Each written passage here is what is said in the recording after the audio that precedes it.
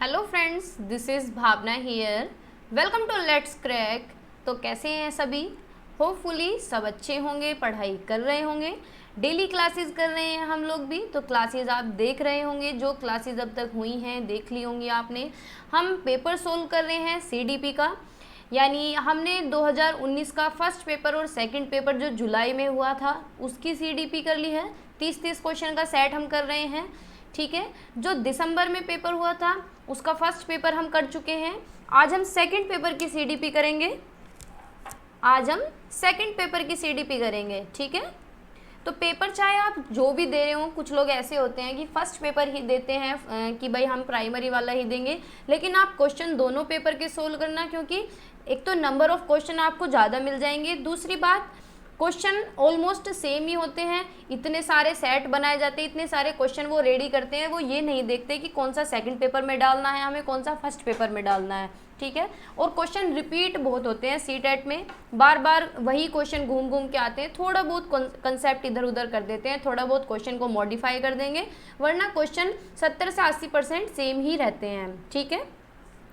तो चैनल पे अगर नए हैं तो सब्सक्राइब कर लें लेट्स क्रैक को, क्योंकि यहाँ पे क्लासेस चल रही हैं। अब तक हम कर रहे थे इंग्लिश पेडागोजी का कंटेंट। इंग्लिश पेडागोजी ऑलमोस्ट हमने कंप्लीट कर ली है, 10 क्लासेस उसकी हुई हैं, 1-2 क्लासेस और होनी है, तो वो भी करेंगे। क्वेश्चंस भी प्रैक्टिस करेंगे इंग्लिश पेडागोजी के, ईवीएस भी करेंगे। सारी चीज़ों पे हम बात करने वाले हैं, काम करेंगे। तो चैनल को सब्सक्राइब कर लें और बेल आइकन को ऑन कर लें, क्योंकि क्लास अगर ऊपर नीचे टाइम पे आती है तो आपको मिल जाए, क्योंकि मैं क्लास रिकॉर्डेड फॉर्म में देती हूँ, लाइव सेशन नहीं करती लेट्स क्रैक पे। और जो लोग बीएड कर रहे हैं वो कॉलेज विद भावना को सब्सक्राइब कर लें, क्योंकि यहाँ पे क्लासेस चल रही हैं बीएड की, क्योंकि बीएड के एग्ज़ाम है सीसीएस यूनिवर्सिटी के, ठीक है। सीसीएस क्या, सभी यूनिवर्सिटीज़ के हैं, किसी के आगे किसी के पीछे, लेकिन चल ही रहे हैं। तो यहाँ भी सब्सक्राइब कर सकते हैं अगर आप बीएड कर रहे हैं। तो स्टार्ट करते हैं क्वेश्चंस को। सेशन में बिल्कुल एंड तक बने रहना है, हर एक क्वेश्चन को देखना है, ऑब्जर्व करना है और आंसर देने की कोशिश करनी है। अगर आप दे सकते हैं आंसर तो बहुत अच्छी बात है, नहीं दे सकते तो सिर्फ देख लीजिए। देख के भी आपको बहुत आइडिया मिलेगा कि किस तरीके से क्वेश्चन बनता है और कैसे हमें प्रेजेंट करना है, ठीक है। और खुद से भी क्वेश्चन सोल्व करने की कोशिश करिएगा। तो स्टार्ट करते हैं क्वेश्चन नंबर फर्स्ट।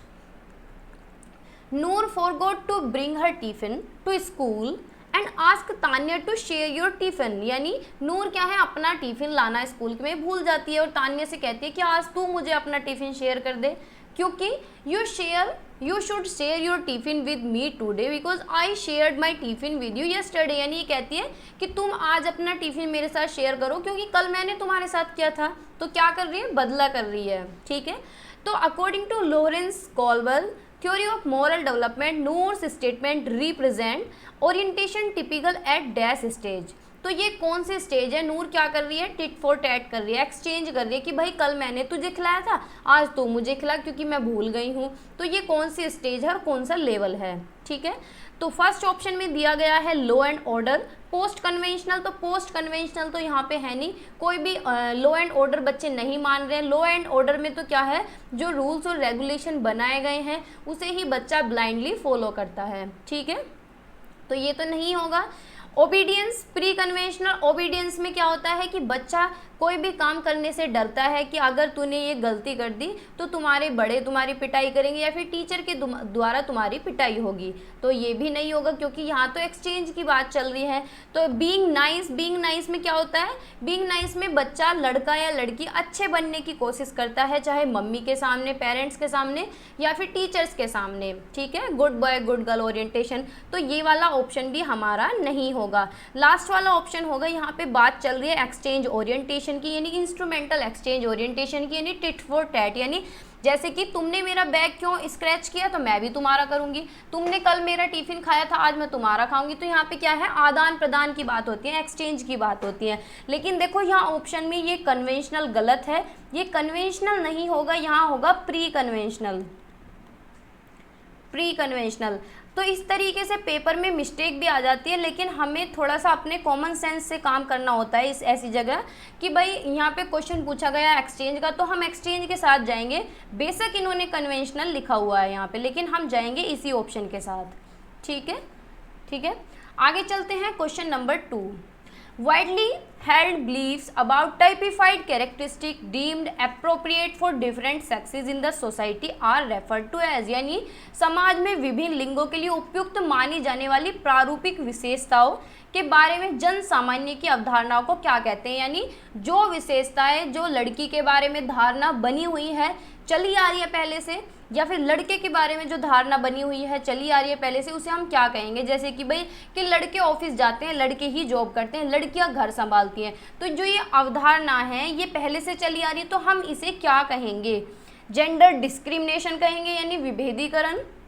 तो यहाँ भेदभाव की कोई बात नहीं हो रही है, ये जो अवधारणा पहले ज़माने से ट्रेडिशनल तरीके से चलती आ रही है, इसे हम क्या कहेंगे, जेंडर रोल कहेंगे, या फिर जेंडर की आइडेंटिटी यानी लिंग की पहचान हो रही है यहाँ पे, या फिर जेंडर स्टीरियोटाइप हो रहा है। तो भाई यहाँ क्या हो रहा है, रूढ़िवादिता है।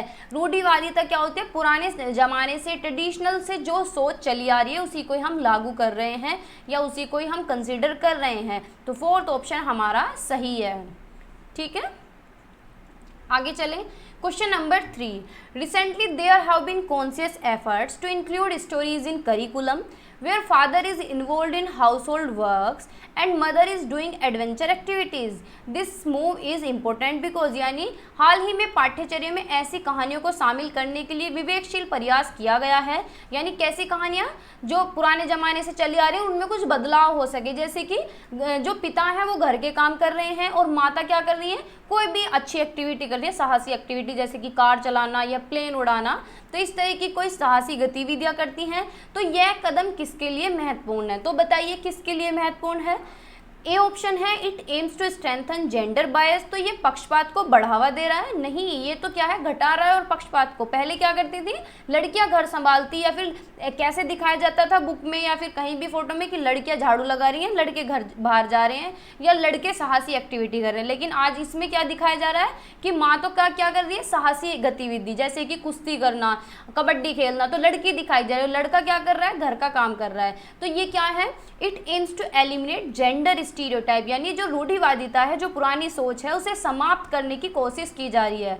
ठीक है, तो सेकंड ऑप्शन हमारा सही है। ना तो जेंडर कॉन्स्टेंसी को बढ़ावा मिल रहा है और ना ही जेंडर डिस्क्रिमिनेशन को बढ़ावा मिल रहा है, तो ये ऑप्शन हमारे कट गए। सेकंड ऑप्शन हमारा सही है कि ये जेंडर स्टीरियोटाइप को एलिमिनेट कर रहा है, खत्म कर रहा है, जो पहले से सोच बन रही है। ठीक है, question number 4, according to Vygotsky, when adult adjust the support to extend the child's current level of performance, it is called, यानी बच्चे का जो करंट परफॉर्मेंस है उसे बढ़ाने के लिए जो सपोर्ट दिया जा रहा है उस सपोर्ट को क्या बोलेंगे, उस सपोर्ट को क्या बोलेंगे। वाइगोत्स्की के अनुसार जब एक वयस्क बच्चे के निष्पादन के वर्तमान स्तर को सहयोग द्वारा विस्तारित करता है, यानी सपोर्ट करके आगे बढ़ाता है बच्चे को, तो इसे क्या कहेंगे, डिस्कवरी लर्निंग कहेंगे, या फिर ZPD कहेंगे, या फिर स्कैफोल्डिंग कहेंगे, या फिर इंटर सब्जेक्टिविटी कहेंगे। तो भाई अगर बच्चे को सपोर्ट से आगे बढ़ाया जा रहा है, उसे सपोर्ट दिया जा रहा है, उसे असिस्ट किया जा रहा है, उसे क्यूज दिया जा रहा है, थोड़ा सा क्यू दिया जा रहा है, तो ये क्या कहलाता है, स्कैफोल्डिंग कहलाता है। स्कैफोल्डिंग क्या होता है, टेम्परेरी हेल्प देना बच्चे को। ठीक है, बच्चा जहाँ भी अटक रहा है उसे थोड़ी सी मदद करना, उसे सपोर्ट देना, स्कैफोल्डिंग कहलाता है। और जो बच्चा खुद से कर पा रहा है और जो बच्चा सपोर्ट के बाद कर पा रहा है, उस बीच का जो क्षेत्र है उसे हम ZPD कहते हैं। और जो बच्चे को सपोर्ट दे रहा है उसे हम क्या बोलेंगे, MKO बोलेंगे, यानी जो मदद कर रहा है। भाई मदद वही तो करेगा जिसे मोर नॉलेज होगी, तो MK की फुल फॉर्म क्या होती है, मोर नॉलेजेबल अदर, यानी जिसे ज़्यादा नॉलेज होती है। तो ये क्या हुआ, MKO। MKO कौन होगा, टीचर हो सकते हैं, घर के हो सकते हैं, कोई भी बड़ा हो सकता है जो सपोर्ट कर रहा है बच्चे को। ठीक है, और जो मदद दी जा रही है उसे क्या बोलते हैं, स्कैफोल्डिंग। ठीक है, आगे चलते हैं, question number 5। According to Jean Piaget's theory of cognitive development, hypothetico deductive reasoning develops during, यानी जीन पियाजे के संज्ञानात्मक विकास के सिद्धांत के अनुसार परिकल्पित निगमनात्मक तर्क किस अवधि में विकसित होता है। तो जो हाइपोथेटिको-डिडक्टिव रीजनिंग है, यानी बच्चा अच्छी खासी तर्क लगाने लगता है, एब्स्ट्रैक्ट रीजनिंग लगाने लगता है, अमूर्त सोचने लगता है, डाइवर्जेंट थिंकिंग उसके अंदर डेवलप हो जाती है, तो वो कौन सी स्टेज है, सेंसरी मोटर होगी या प्री ऑपरेशनल होगी या फिर कॉन्क्रीट ऑपरेशनल होगी या फिर फॉर्मल ऑपरेशनल होगी। तो सेंसरी मोटर में तो बच्चा बहुत छोटा होता है, जन्म से 2 साल की जो अवस्था है वो कहलाती है संवेदी चालक। पूर्व संक्रियात्मक कहलाती है। 2 से 6 साल का बच्चा इसके अंदर होता है। तो 2 से 6 साल का बच्चा भी इतना ज़्यादा तर्क नहीं लगा सकता कि बिल्कुल वो लॉजिकली सोच सके और एब्स्ट्रैक्ट रीजनिंग लगा सके, हाइपोथेटिको सोच सके, डिडक्टिव रीजनिंग लगा सके, डाइवर्जेंट थिंकिंग उसकी आ सके, तो ये भी नहीं होगा। मूर्त संक्रियात्मक बच्चा 6 से 12 साल का रहता है, लेकिन अमूर्त संक्रियात्मक में फॉर्मल ऑपरेशन में बच्चा 12 से 18 साल का रहता है या फिर 12 साल से अबोव रहता है। तो इसमें बच्चा क्या है, बहुत ही हाई लेवल सोच सकता है, एब्स्ट्रैक्टनेस उसके अंदर आ जाती है, एब्स्ट्रैक्ट रीजनिंग वो लगाने लगता है, डाइवर्जेंट सोचने लगता है, यानी अलग अलग पर्सपेक्टिव में सोचने लगता है, बहुत अच्छा प्रॉब्लम सॉल्वर बन जाता है। तो फोर्थ ऑप्शन हमारा सही है। ठीक है। Question number 6, according to dash it is important to understand the social processes and influence of the cultural context on children's thinking, यानी डैश के अनुसार बच्चों के चिंतन के बारे में सामाजिक प्रक्रियाओं तथा सांस्कृतिक संदर्भ के प्रभाव को समझना आवश्यक है। किसके बारे में, कौन बात करता है, सोसाइटी की, सोशल कल्चरल की बात कौन करता है, बताओ। सोसाइटी की बात कौन करता है, कल्चर की बात कौन करता है, लैंग्वेज की बात कौन करता है। तो इन तीनों की बात जो करते हैं वो लेव वाइगोत्स्की करते हैं। कौन करते हैं, लेव वाइगोत्स्की। इन्होंने कहा है कि बच्चा क्या है, अपने सामाजिक संदर्भ से सीखता है, अपने सामाजिक संदर्भ से, अपनी संस्कृति से सीखता है, उसकी भाषा का विकास होता है। तो ये बात लेव वाइगोत्स्की कहते हैं। तो थर्ड ऑप्शन हमारा सही है। ना तो कोहलबर्ग होगा, ना ही पियाजे होगा, ना ही अल्बर्ट बंडूरा होगा। ठीक है, आगे चलें। Drawing implication from Piaget theory of cognitive development, a teacher of grade 6 to 8 in his classroom should, यानी पियाजे के संज्ञानात्मक विकास के सिद्धांत से निहितार्थ निकालते हुए एक ग्रेड 6 से 8 के शिक्षक को अपनी कक्षा में क्या करना चाहिए। तो क्या करना चाहिए, 6 से 8 की जो कक्षा वाला टीचर है उसे क्या करना चाहिए, discourage use of logical arguments, कि तार्किक बहस के प्रयोग को हतोत्साहित करना चाहिए। तो ये बात तो गलत है। Present problem that requires reason based solution, यानी ऐसी समस्याएं बच्चों के सामने प्रस्तुत करनी चाहिए जो तर्क आधारित हो, बच्चा थोड़ा बहुत उसमें लॉजिक लगा सके। क्योंकि ये स्टेज जो है, देखो वैसे तो 6 से 8 साल है, अगर देखा जाए तो 2 से 6 या 7 साल हम मान सकते हैं प्री ऑपरेशनल को। तो जो ये 6 से 8 साल है ये हम प्री ऑपरेशनल के अंदर ही कंसीडर कर सकते हैं इसको। ठीक है, और प्री ऑपरेशनल में बच्चा क्या है, थोड़ा सा तर्क लगाना शुरू कर देता है। तो इस तरीके की प्रॉब्लम टीचर बच्चों के सामने रख सकता है जिसमें बच्चों को तर्क लगाना पड़े, थोड़ा सा तर्क सोचना पड़े। तो सेकंड ऑप्शन ही हमारा सही होगा। Use only concrete material to teach a concept, कि बच्चे को सिर्फ कॉन्क्रीट मटेरियल से ही पढ़ाया जाए, तो ये तो कॉन्क्रीट ऑपरेशनल हो गया। ठीक है। रेयरली सोलिली ऑन प्रेस्क्राइब सिलेबस, ये केवल निर्धारित पाठ्यक्रम पर निर्भर रहना चाहिए। तो ये तो बिल्कुल गलत ऑप्शन है। सेकंड ऑप्शन हमारा सही है कि ऐसी समस्याएं बच्चों के सामने प्रस्तुत करनी चाहिए जो तर्क आधारित हो, जिसमें बच्चों को थोड़ा सा सोचना पड़े, तर्क लगाना पड़े।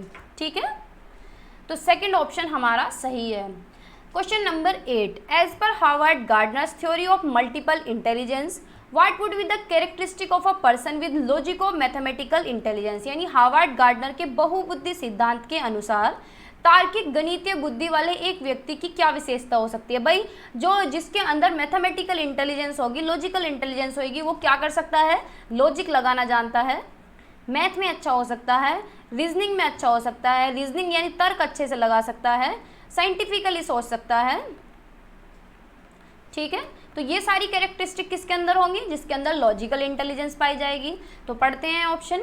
फर्स्ट है sensitivity to the sound, rhythm and meaning of words, जो शब्दों की मीनिंग समझ रहा है, यानी उसे क्या है, भाषा पे पकड़ है, लिंग्विस्टिक इंटेलिजेंस है। ठीक है, लिंग्विस्टिक इंटेलिजेंस यानी जिसमें भाषाई बुद्धि पाई जाती है, जिसपे भाषा की पकड़ अच्छी है। Ability to perceive visual spatial word accurately, यानी विजुअल स्पेशल यानी स्पेशल इंटेलिजेंस उसके अंदर है, स्थानिक बुद्धि। ठीक है, ability to produce and appreciate pitch, rhythm and aesthetic quality of music expressiveness, जो म्यूजिक की समझ रखता है उसके अंदर म्यूजिकल इंटेलिजेंस है। ठीक है, sensitivity to and capacity to detect patterns, handle long chain of reasoning, तो जो तर्क लगा सकता है, रीजनिंग अच्छी कर सकता है, लॉन्ग चेन्स रीजनिंग कर सकता है, उसके अंदर क्या है, लॉजिकल इंटेलिजेंस है, यानी फोर्थ ऑप्शन हमारा सही होगा। ठीक है, तो फोर्थ ऑप्शन हमारा करेक्ट है। आगे चलिए, question number 9, the process of which children develops habits, skills, values and motives that make them responsible productive members of society is guard, यानी वह प्रक्रिया जिसके द्वारा बच्चे आदतों, कौशलों, मूल्यों तथा अभिप्रेरणा को विकसित करते हैं और उन्हें समाज का जिम्मेदार एवं क्रियाशील सदस्य बनाती है, उसे क्या कहा जाता है। भाई जिनके अंदर जो प्रोसेस, यानी ऐसा कौन सा प्रोसेस है जो हमारे अंदर कौशल विकसित करता है, हमारे अंदर मूल्य आते हैं कि हमें बड़ों के सामने क्या है, थोड़ा सा झुक के बोलना चाहिए, हाथ जोड़ के नमस्ते करनी चाहिए, पैर छूने चाहिए, बड़ों का निरादर नहीं करना चाहिए। तो ये वैल्यूज़ हमें कहाँ से डेवलप होती है, इस प्रक्रिया को क्या बोलते हैं। तो इस प्रक्रिया को क्या बोलते हैं, सोशलाइजेशन बोलते हैं, सामाजिकरण बोलते हैं, जिसमें हम समाज के रूल, रेगुलेशंस, नॉर्म्स को समझते हैं कि किस तरीके से हमें समाज में अपने आप को एडजस्ट करना है। ठीक है, तो इंक्लूजन की बात तो यहाँ हो नहीं रही है, ना ही मेन स्ट्रीमिंग की, और ना ही कोई विभेदीकरण हो रहा है। यहाँ बात हो रही है कि जहाँ से बच्चे अपनी वैल्यू सीखते हैं, आदतें सीखते हैं, अच्छी बुरी आदत अच्छी भी हो सकती हैं, आदत बुरी भी हो सकती हैं, जहाँ से अपने कौशल सीखते हैं, जहाँ से मोटिव सीखते हैं, जहाँ से रेस्पॉन्सिबल होते हैं वो एक प्रोडक्टिव मेंबर सोसाइटी के, तो ये क्या कहलाएगा, सोशलाइजेशन कहलाएगा, सामाजिकरण कहलाएगा। ठीक है, question number 10, which of the following statement about the role of heredity and environment in human development is correct, यानी मानव विकास के संदर्भ में आनुवांशिकता तथा पर्यावरण की भूमिका के बारे में निम्नलिखित कथनों में से कौन सा सही है। एक second. The only reason for individual differences is heredity, यानी व्यक्तिगत विभिन्नताओं का एकमात्र कारण क्या है, आनुवांशिकता है। कि जो इंडिविजुअल डिफरेंसेस है उनका बस एक ही कारण है कि वो किसकी वजह से होती है, हेरिडिटी की वजह से। तो भाई ऐसा नहीं है, जो बच्चे, जैसे कि हर बच्चा एक दूसरे से अलग होता है, तो वो किसकी वजह से होता है, उसमें हेरिडिटी का भी रोल होता है और एनवायरनमेंट का भी होता है, यानी आनुवांशिकता का भी होता है और वातावरण का भी होता है। ठीक है, कोई भी एक चीज़ इम्पैक्ट नहीं करती है, एक चीज़ की वजह से बच्चा अलग नहीं बनता दूसरे से, व्यक्तिगत विभिन्नता एक चीज़ की वजह से नहीं आती। जितना रोल हेरिडिटी का है उतना ही रोल एनवायरनमेंट का होता है। Environment influence totally shape the development of a human, यानी एनवायरनमेंट टोटली शेप करता है बच्चे को, बच्चे के विकास को, तो ये भी गलत है। ठीक है, neither heredity nor environment influence human development, ये तो बिल्कुल गलत है कि ना तो हेरिडिटी हेल्प करती है, इन्फ्लुएंस करती है, और ना ही डेवलपमेंट इन्फ्लुएंस करता है बच्चे के विकास को। फोर्थ ऑप्शन ठीक है कि दोनों इन्फ्लुएंस करते हैं, हेरिडिटी भी और एनवायरनमेंट भी बच्चे के विकास को, ह्यूमन के विकास को दोनों ही प्रभावित करते हैं। दोनों का जब कॉम्प्लेक्स इंटरप्ले होता है तो बच्चे का विकास अच्छी तरीके से होता है। तो फोर्थ ऑप्शन हमारा सही है। ठीक है, question number 11, in a progressive classroom knowledge is constructed by the learner, यानी विद्यार्थियों के द्वारा ज्ञान की संरचना की जाती है। तो सही बात है, प्रोग्रेसिव क्लासरूम में बच्चे ज्ञान को कंस्ट्रक्ट करते हैं, ज्ञान का निर्माण करते हैं, एक्टिवली पार्टिसिपेट होते हैं, बच्चे बहुत ज़्यादा क्यूरियस होते हैं, एक्सप्लोर करते हैं, डिस्कशन करते हैं, एक्टिवली इन्वॉल्व होते हैं एक्टिविटीज़ में। तो फर्स्ट ही ऑप्शन हमारा सही है। Knowledge is received passively bye the learner, भाई पैसिवली थोड़ी ना रिसीव करेंगे बच्चे प्रोग्रेसिव क्लासरूम में। प्रगतिशील कक्षा में तो बच्चे हमेशा एक्टिव रहते हैं, एक्टिवली रोल निभाते हैं, एक्टिव रोल प्ले करते हैं। Knowledge is reproduced by the learner as it is, यानी रिप्रोड्यूस करते हैं, रट लेते हैं जैसी इन्फॉर्मेशन दी गई है उन्हें, या फिर उसे रिकॉल करते हैं जैसे कि टीचर ने इंस्ट्रक्शन दिया है ऐसे ही उसे याद करेंगे। तो ये भी गलत है। फर्स्ट ऑप्शन हमारा सही है कि बच्चे क्या हैं, अपने ज्ञान का निर्माण करते हैं। ठीक है, क्वेश्चन नंबर 12, CCE इंक्लूड, यानी कंटिन्यूअस एंड कॉम्प्रिहेंसिव इवैल्यूएशन, सतत एवं समग्र मूल्यांकन में क्या शामिल है। ओनली फॉर्मेटिव, देखो कंटिन्यूअस एंड कॉम्प्रिहेंसिव इवैल्यूएशन, तो मूल्यांकन दो तरह का होता है, समेटिव एंड फॉर्मेटिव। तो कंटिन्यूअस क्या होता है, यानी जो कंटिन्यू बेसिस पे होता है, जैसे कि आज कुछ पढ़ाया और साथ के साथ मूल्यांकन कर लिया, तो उसे हम क्या बोलेंगे, फॉर्मेटिव इवैल्यूएशन बोलेंगे। क्या बोलेंगे, फॉर्मेटिव इवैल्यूएशन। और अगर हमने पूरी साल कुछ पढ़ा, जैसे कि बीएड के बच्चे हैं, पूरी साल पढ़ा और लास्ट में पेपर हो गए, तो उसे हम क्या बोलते हैं, सम्मेटिव इवैल्यूएशन होते हैं, जो साल के अंत में होता है, इसे बोलते हैं सम्मेटिव। ठीक है, हिंदी में क्या बोलेंगे, फॉर्मेटिव को संरचनात्मक और सम्मेटिव को संकलनात्मक। ठीक है, हिंदी में देख लेना।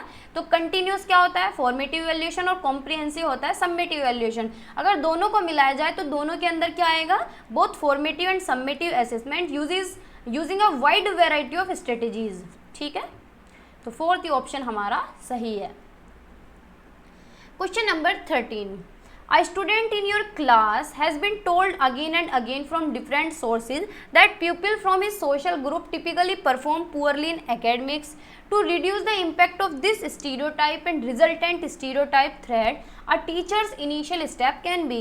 एक बच्चा आपकी कक्षा में एक विद्यार्थी क्या करता है, विभिन्न स्रोतों से बार बार यह बताया गया है, यानी उसे ये चीज़ बताई गई है कि जो तुम्हारा एरिया है, जो तुम्हारा सामाजिक वर्ग है, उसमें लोग एकेडमिक में अच्छे नहीं हैं, उनके नंबर अच्छे नहीं है, कोई 10th में फेल है, कोई 12th में फेल है, मतलब एज ए एग्जाम्पल मैं बता रही हूँ कि वो क्या है, पुअरली परफॉर्म करते हैं अपने एकेडमिक में, ठीक है। तो जो ये प्रभाव है बच्चे के दिमाग पे, जो ये स्टीरियोटाइप है, जो उसकी ये सोच है, इसे टीचर किस तरीके से बदलेगा, क्या कदम टीचर को उठाने पड़ेंगे जो बच्चे की इस सोच को बदल सकें, है ना। तो पढ़ते हैं। फर्स्ट है इग्नोरिंग सच कंसर्न, यानी बच्चा जो कह रहा है उसे इग्नोर कर दे, तो ये तो कोई सॉल्यूशन नहीं हुआ, है ना। कंपटीशन करवाएं, student from different social group, अलग अलग समाज के बच्चों को लाके उनका कंपटीशन कराएं, तो ये भी गलत है। हमें बच्चों में कभी भी कंपटीशन नहीं कराना है, ना उन्हें इग्नोर करना है, ठीक है। Suggesting the student to leave academics and join some other domain, यानी बच्चों से कहें कि तुम ये क्लास ही छोड़ दो, कुछ और ज्वाइन करो, तो भाई ये भी कोई सॉल्यूशन नहीं हुआ। हम क्या करेंगे, उनके सामने इस तरीके की स्टोरीज प्रेजेंट करेंगे जो रोल मॉडल का काम करेंगी, उन्हें क्या है, मोटिवेशन मिलेगा। जैसे कि अभी किसी ने यूपीएससी क्लियर किया है, उनके दोनों पैर कटे हुए हैं, एक हाथ पूरी तरीके से कटा हुआ है, दूसरे हाथ की उंगलियां कटी हुई हैं, तो इस तरीके की स्टोरी हम उनके सामने प्रेजेंट कर सकते हैं कि वो भी किसी ना किसी समाज से आते हैं, ठीक है। तो इस तरीके की स्टोरी प्रेजेंट करेंगे, इस तरीके का एग्जाम्पल देंगे जो उनके लिए रोल मॉडल का काम करेगा। तो फोर्थ ऑप्शन हमारा सही है। Question number 14, in an inclusive classroom a teacher should, यानी एक समावेशी कक्षा में शिक्षक को क्या करना चाहिए, क्या करना चाहिए।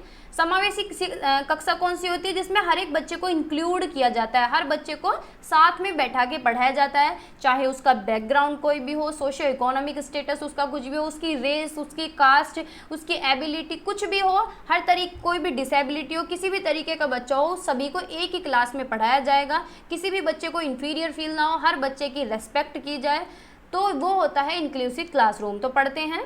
तो टीचर को क्या करता है, teacher believe that every child has a potential to learn as per their abilities and strength, यानी एक समावेशी कक्षा में शिक्षक को क्या करना चाहिए कि हर बच्चे पे ये विश्वास करना चाहिए कि प्रत्येक बच्चा अपनी योग्यताओं एवं शक्ति के अनुसार सीखने की क्षमता रखता है, कि भाई हर बच्चा सीख सकता है। अब ये नहीं है कि कोई बच्चा थोड़ा सा पढ़ने में लो है और उससे एक्सपेक्टेशन क्या करे टीचर कि भाई तुम 95% लाओ, तो ये तो गलत है। जितनी उसकी योग्यता है, जितने अंदर उसकी शक्ति है, जितनी उसकी क्षमता है, उतना ही तो उससे एक्सपेक्टेशन किया जा सकता है, उतना ही विश्वास किया जा सकता है। तो फर्स्ट ऑप्शन सही है, लेकिन हर बच्चा सीखने की कोशिश करता है, हर बच्चे के अंदर सीखने की क्षमता होती है, ठीक है।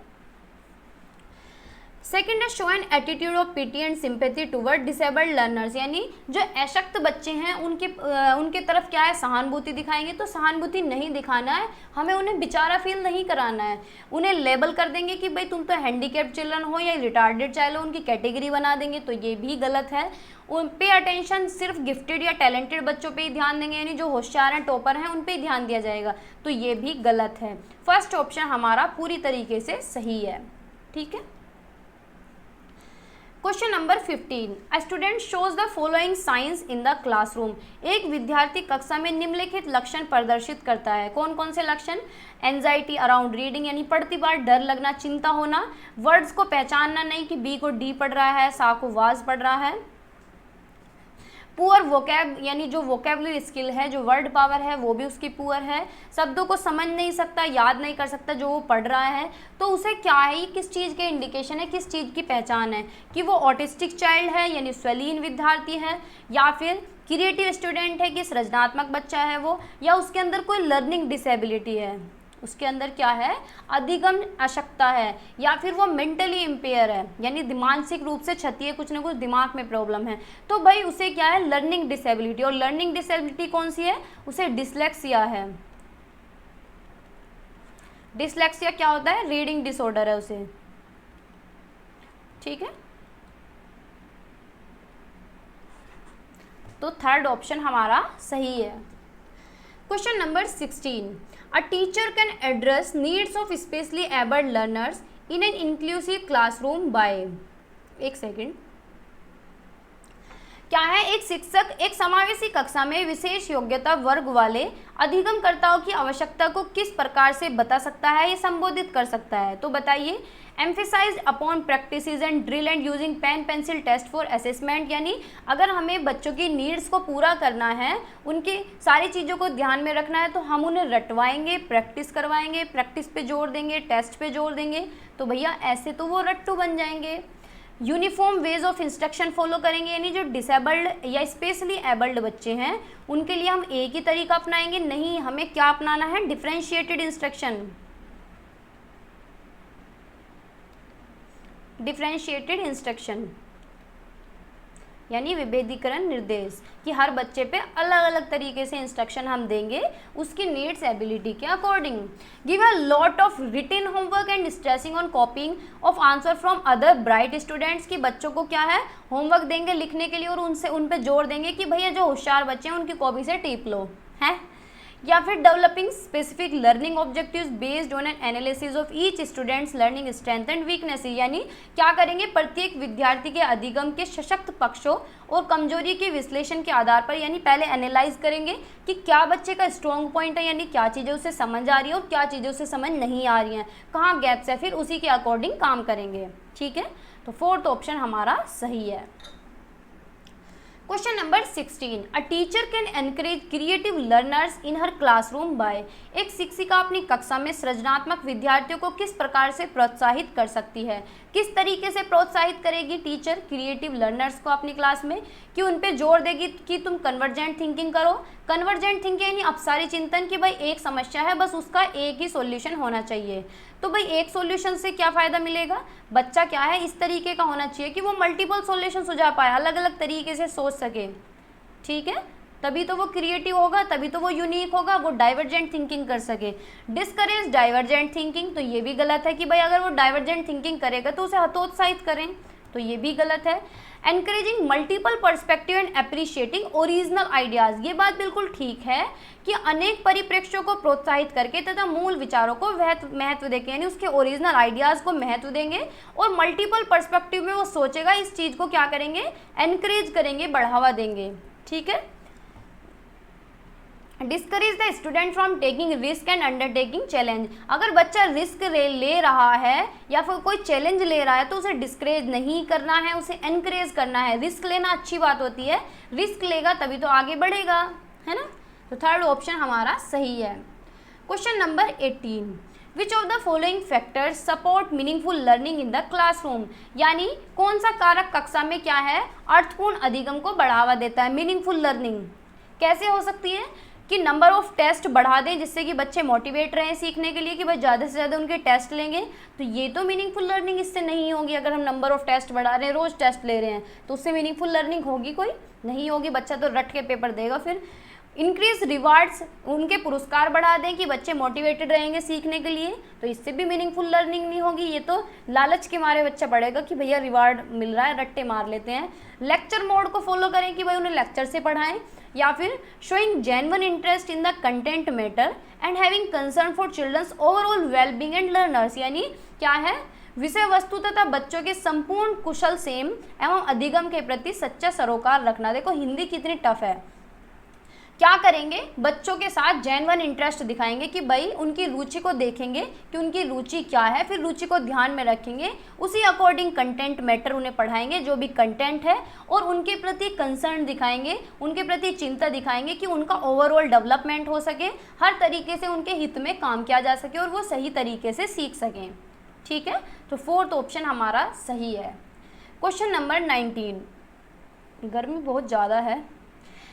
Question number 19, an example of effective problem solving strategy is, यानी कौन सा प्रभावशाली समस्या समाधान रणनीति का एक उदाहरण है। कौन सा उदाहरण है, not paying any attention to the evaluating the solution, यानी बच्चों का जो मूल्यांकन हो रहा है उस पर कोई ध्यान नहीं देना, तो ये इससे प्रॉब्लम सॉल्विंग इफेक्टिव होगी। या फिर फंक्शनल फिक्सनेस की focusing on only the conventional function of an object, की एक वस्तु के केवल परंपरागत कार्य पर ध्यान देना, तो ये तो फिक्स हो गया, बिल्कुल लिमिटेशन हो गई। Response set getting stuck on one way of representing a problem, problem को एक तरीके से रिप्रेजेंट नहीं करना है, मल्टीपल वे से रिप्रेजेंट करना है।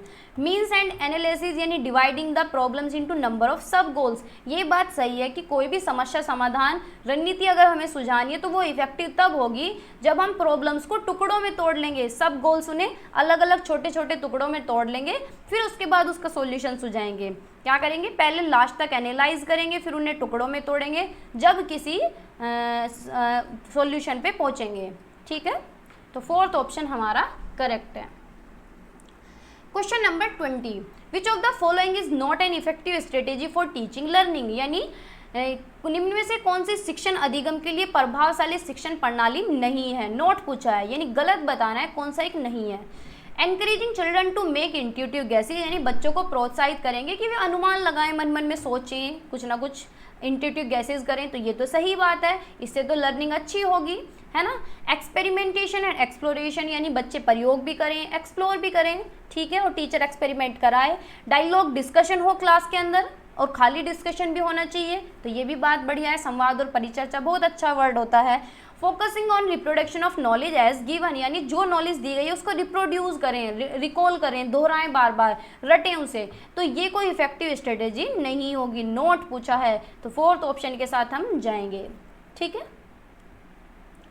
Question number 21, how can teacher deals with children who are non attentive in the classroom, जो बच्चे क्लास में अटेंटिव नहीं है, ध्यान नहीं दे रहे हैं, उनके साथ टीचर कैसे डील करेगा। Ask the children to go out of the class, यानी बच्चों को कहेगा कि क्लास से बाहर जाओ, तो भैया ये तो बहुत गलत तरीका हुआ, ऐसे थोड़ी ना डील करने, ऐसे तो धीरे धीरे करके क्लास में बच्चे ही कम हो जाएंगे। Scold them frequently in front of entire class, पूरी क्लास के सामने उन्हें डांट देंगे तो उनकी तो बेइज्जती हो जाएगी। Talk to them and find out reason for their disinterest, यानी बच्चों से बात करेंगे और पूछेंगे कि भैया क्या कारण है कि तुम्हारा इंटरेस्ट नहीं बन रहा है, या मेरे पढ़ाने में कमी है, या तुम्हारे घर में कोई दिक्कत है, या तुम्हें बाहर कोई दिक्कत है, दोस्तों से दिक्कत है, अड़ोसी पड़ोसी से दिक्कत है, तो बच्चों से बात करेंगे और उनकी अरुचि का कारण जानेंगे। ठीक है, तो ये बात बिल्कुल ठीक है, ना ही उन्हें लॉट ऑफ वर्कशीट देंगे कि बस ये तार लो रट लो, है ना। तो थर्ड ऑप्शन हमारा सही है। Question number 22, constructivist approach suggest that dash is crucial for constructing knowledge, यानी संरचनावादी उपागम बताता है कि डैश ज्ञान की संरचना के लिए अत्यंत आवश्यक है। क्या है, तो कंस्ट्रक्टिविज्म कहते हैं कि बच्चे को किस तरीके से पढ़ाना चाहिए कि जो उसका पुराना ज्ञान है, जो उसका पूर्व ज्ञान है, जो पहले से बच्चे को एक्सपीरियंस है, उसे ध्यान में रख के ही आगे पढ़ाना चाहिए। तो बच्चे के पूर्व ज्ञान को ध्यान में रखना अत्यंत आवश्यक है कि बच्चा पहले से क्या जानता है। ठीक है, ना तो कंडीशनिंग कराएंगे, ना अनुबंध कराएंगे, ना ही उसे दंड देंगे और ना ही रट्टा लगवाएंगे। ठीक है, तो फर्स्ट ऑप्शन हमारा सही है। Question number 23, children construct naive theories about various phenomena. Naive theories क्या होते हैं, कुछ भी गलत कंसेप्ट दिमाग में बच्चे के बन जाना, उसे बोलते हैं नाइव थ्योरीज। तो इस in this background a teacher should, तो टीचर क्या करेगा, तो संवाद के द्वारा बच्चों की इन अवधारणाओं को चुनौती देनी चाहिए, यानी जो बच्चे के दिमाग में एक कंसेप्ट बना है उसे क्या है डिस्कशन के थ्रू क्लियर करना चाहिए। अगर कोई नाइव थ्योरीज, गलत कंसेप्ट, गलत अवधारणा दिमाग में बन गई है तो यही ऑप्शन सही है। बाकी आगे भी पढ़ते हैं। Dismiss these ideas that children have, यानी बच्चों के इन विचारों को खारिज करना चाहिए। अगर हम इन विचारों को खारिज कर देंगे या इग्नोर कर देंगे या फिर अनदेखा कर देंगे बिल्कुल, तो वो विचार ऐसे के ऐसे ही दिमाग में रह जाएंगे और आगे तक चले जाएंगे। ठीक है, ignore these children's ideas and theories, बच्चों के विचारों एवं सिद्धांतों को अनदेखा करना चाहिए, तो ना ही हमें इग्नोर करना है और ना ही इसके लिए बच्चों को डांटना है। ठीक है, स्कोल्ड भी नहीं करना है, तो फर्स्ट ऑप्शन हमारा सही है। ठीक है, क्वेश्चन नंबर 24, तो कॉग्निशन और इमोशन के बीच में क्या रिलेशन है। देखो ये क्वेश्चन जुलाई के भी दोनों पेपर में पूछा गया है, दिसंबर के भी दोनों पेपर में पूछा गया है, बार बार ये क्वेश्चन रिपीट हो रहा है। तो क्वेश्चन इसी तरीके से तो रिपीट होते हैं, बस यहाँ पे इन्होंने क्या कर दिया है, इस तरीके से क्वेश्चन दे दिया है। पिछले वाले में सिर्फ ये दे रखा था, तो ऐसे ही क्वेश्चन बनता है। तो कॉग्निशन और इमोशन के बीच में क्या रिलेशन है, एक दूसरे से स्वतंत्र हैं या फिर एक दूसरे, इमोशन इन्फ्लुएंस करता है कॉग्निशन को या कॉग्निशन इन्फ्लुएंस करता है इमोशन को, या दोनों एक दूसरे के इंटरप्ले हैं, यानी दोनों के बीच एक गतिशील पारस्परिक क्रिया है। तो भाई दोनों ही एक दूसरे को इन्फ्लुएंस करते हैं, ये बाई डायरेक्शनल है, क्योंकि अगर हमें दिमाग से कोई प्रॉब्लम है या फिर हमें शरीर में कोई भी दिक्कत है तो हम पूरी तरीके से दुखी रहते हैं, दिमाग से भी दुखी रहेंगे, मन से भी दुखी रहेंगे। या फिर हमारे इमोशंस में कुछ दिक्कत है, यानी हम बहुत ज़्यादा खुश हैं, बहुत ज़्यादा दुखी हैं, तो हम मेंटली भी इफेक्ट होता है उस पर, यानी हमारे इमोशंस में दिक्कत है तो भी हम मेंटली अफेक्ट होंगे, और हमें मेंटली कोई प्रॉब्लम है तो हमारे इमोशन अफेक्ट होंगे, है ना। तो दोनों एक दूसरे के क्या है, एक दूसरे पे इन्फ्लुएंस करते हैं। तो ये क्या है, बाई डायरेक्शनल है, दोनों के बीच एक गतिशील पारस्परिक क्रिया होती है। ठीक है। Question number 25, which of the following factors affect learning, यानी कौन से कारक अधिगम को प्रभावित करते हैं। तो कौन से कारक करते हैं, सीखने को कौन सा प्रभावित करता है, बच्चे का इंटरेस्ट। देखो सबसे पहले हम क्लास में जब पढ़ाने जाते हैं तो हमें बच्चों के अंदर इंटरेस्ट डेवलप करना पड़ता है, रुचि विकसित करनी पड़ती है, तभी तो बच्चे पढ़ेंगे। और हमें ये भी ध्यान में रखना पड़ता है कि बच्चे की इमोशनल हेल्थ क्या है, कहीं बच्चा दुखी तो नहीं है, डिप्रेस्ड तो नहीं है, एंजाइटी तो नहीं हो रही है, पीछे बैठा है, घर में तो कोई प्रॉब्लम नहीं चल रही है। तो हमें बच्चे की इमोशनल हेल्थ को भी देखना पड़ता है। तो ये फैक्टर भी अफेक्ट करते हैं लर्निंग को। अगर बच्चा खुश नहीं है, बहुत ज़्यादा दुखी है, तो वो पढ़ नहीं पाएगा, तो ये बच्चे की लर्निंग को अफेक्ट करेंगे। पेडागोजिकल स्ट्रेटजीज, यानी जो रणनीतियाँ हैं, जिस तरीके से हम पढ़ा रहे हैं, जो हमारे पढ़ाने का तरीका है, जो हम मेथड्स यूज़ कर रहे हैं, वो भी अफेक्ट करते हैं लर्निंग को। सोशल एंड कल्चरल कंटेक्स्ट भी अफेक्ट करता है, यानी बच्चे का सामाजिक और सांस्कृतिक संदर्भ भी अफेक्ट करता है। तो सारे ही ऑप्शन हमारे सही हैं। ठीक है, फोर्थ ऑप्शन हमारा सही है। Question number 26, dash are an important aspect of the process of meaningful construction of knowledge, यानी निम्नलिखित में से क्या ज्ञान के सार्थक संरचना की प्रक्रिया का एक महत्वपूर्ण पहलू है। तो meaningful construction of knowledge, knowledge कैसे अर्थपूर्ण तरीके से निर्माण की जाएगी, कौन सा एक बढ़िया एस्पेक्ट है। सोशल इंटरेक्शन, यानी समाज से अंतःक्रिया करके बच्चा अच्छी तरीके से सीख पाएगा, ज्ञान का निर्माण कर पाएगा। या फिर ड्रिल और रिपीटेटिव रिकॉल से, यानी लगातार रट रहा है किसी चीज़ को, तो फिर मीनिंगफुल कंस्ट्रक्शन होगी नॉलेज की। या बच्चे को रिवार्ड दे दो या पनिशमेंट दे दो, या फिर स्टिमुलस रेस्पॉन्स एसोसिएशन, यानी उद्दीपन प्रतिक्रिया दो। तो बताइए कौन सा ऑप्शन ठीक होगा। तो मीनिंगफुल कंस्ट्रक्शन कैसे होगी, सामाजिक अंतःक्रिया करके, समाज में बातचीत करके, सामाजिक लोगों से बातचीत करके, डिस्कशन करके। तो फर्स्ट ही ऑप्शन हमारा सही है, ये तो सारे ही नेगेटिव ऑप्शन हैं।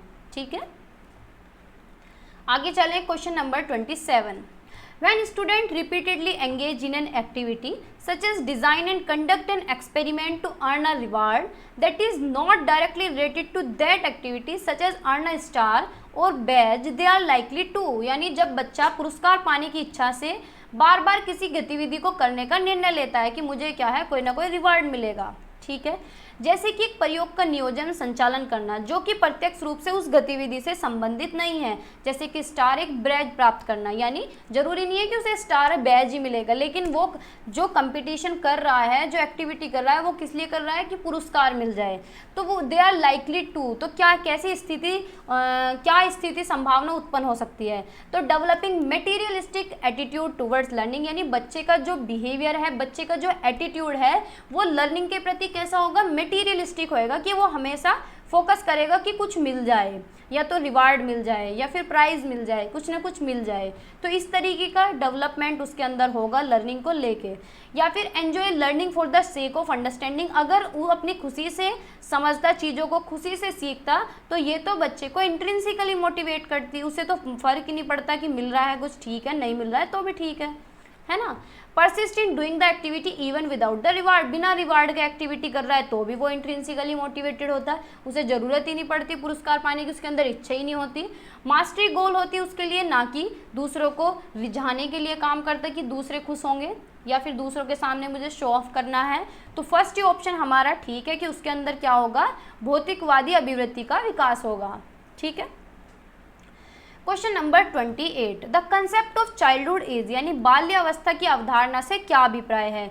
Universally same across different cultural context, ये विभिन्न सांस्कृतिक संदर्भों में सार्वभौम रूप से समान है। तो जो चाइल्डहुड है, बचपन है, बाल्यावस्था है, वो सबकी एक जैसी होती है, नहीं होती सबकी एक जैसी, जैसा जिसको एनवायरनमेंट मिलता है उसके वैसा ही बचपन बीतता है ना। Social construction according to contemporary socio constructivist theories, यानी क्या है, सामाजिक संरचनावादी के अनुसार होती है। तो जैसा जिसको समाज मिलता है इसी तरीके से बच्चे का चाइल्डहुड डेवलप होता है। बच्चे क्या हैं, जन्म से क्या है, एविल होते हैं, दुष्ट होते हैं। तो भैया ये तो बिल्कुल गलत बात है। Children begin with nothing at all and their characteristic are shaped entirely by environment, यानी बच्चे जब जैसे जैसे विकसित होते हैं, जैसे उनका विकास होता है, वो कुछ नहीं होते, जितना भी वो कुछ सीखते हैं वो सिर्फ एनवायरनमेंट से ही सीखते हैं। तो ये भी बिल्कुल गलत है कि बच्चे शून्य से शुरुआत करते हैं, तो ये भी गलत है। सेकंड ऑप्शन हमारा सही है कि बाल्यावस्था की अवधारणा से ये अभिप्राय है कि समकालीन सामाजिक संरचनावादी मनोवैज्ञानिक के अनुसार यह एक सामाजिक संरचना है। क्या है, सामाजिक संरचना है कि बच्चा समाज से सीखता है, समाज में ही रहता है।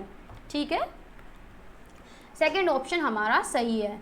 सेकंड लास्ट क्वेश्चन बताइए, question number 29, which of the following characterize the period of middle childhood, यानी मध्य बाल्यावस्था की कौन सी एक विशेषता है। मध्य बाल्यावस्था कितनी एज होती है, 6 से 12 साल, या फिर 7 से 12 साल भी कहीं ना कहीं मिल जाएगी, थोड़ा बहुत ऊपर नीचे हो जाता है। तो इसमें क्या होता है, physical growth and development occur at very rapid pace.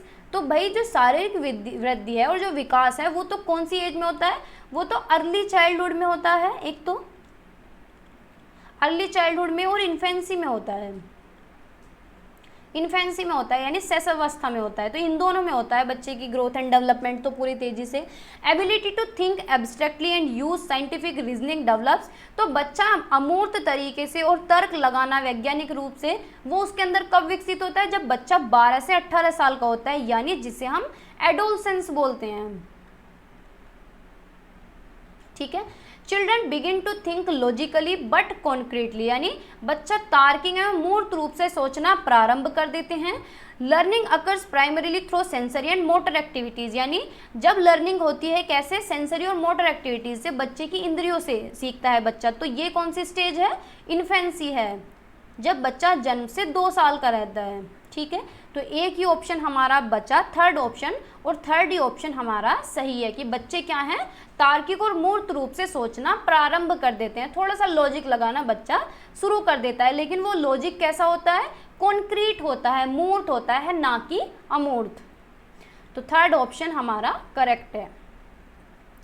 Question number 30, family and neighbourhood are, यानी सॉरी रबड़, अरे भाई आजा परिवार एवं पास पड़ोस के बच्चों के सामाजिकरण की क्या है, कैसे होता है, फैमिली एंड नेबरहुड आर, ये क्या है, कौन से एजेंट है सोशलाइजेशन के, यानी सामाजिक की कौन सी एजेंसियां हैं, ये साइकोलॉजिकल एजेंसी है, प्राइमरी सोशलाइजेशन एजेंसी है, या फिर मिडल है, या फिर सेकेंडरी है। तो भाई 2 ही एजेंसी होती हैं, प्राइमरी और सेकेंडरी। और अगर फैमिली यहाँ पे पूछा गया है, सबसे पहले फैमिली है, तो फैमिली हमारी क्या होती है, प्राइमरी एजेंट होता है। फैमिली क्या होता है, प्राइमरी एजेंट होता है। ठीक है, देखो नेबरहुड साथ में दिया गया है, वैसे तो नेबरहुड सेकेंडरी में आता है, लेकिन हमें क्वेश्चंस के अकॉर्डिंग जाना है कि जब यहाँ पे फैमिली आ ही गया है तो हम प्राइमरी वाले ऑप्शन के साथ जाएंगे कि ये क्या है, प्राथमिक एजेंसियाँ हैं। ठीक है, so this is all for today. Hopefully class आपको अच्छी लगी होगी। 30 क्वेश्चन हमारे पूरे हो चुके हैं, समझ में भी आपको आए होंगे। मेरी पूरी कोशिश रहती है कि समझ में आ जाएं बिल्कुल आसान तरीके से। तो अगर कुछ समझ में नहीं आता है तो कमेंट में आप लिख सकते हैं, मैं नेक्स्ट वीडियो में उसे कंसीडर कर लेती हूँ, कर लूँगी। बाकी अगर चैनल पे नए हैं तो सब्सक्राइब करके जाएं, बेल आइकन को ऑन करके जाएं। बाकी शेयर भी कर सकते हैं जहाँ भी सीटेट के स्टूडेंट के साथ आप जुड़े हुए हैं, जो लोग सीटेट की प्रिपरेशन कर रहे हैं या फिर जो लोग बीएड में हैं। ठीक है, तो बाय बाय, टेक केयर, पढ़ते रहिए, मुस्कुराते रहिए और मेरे साथ जुड़े रहिए।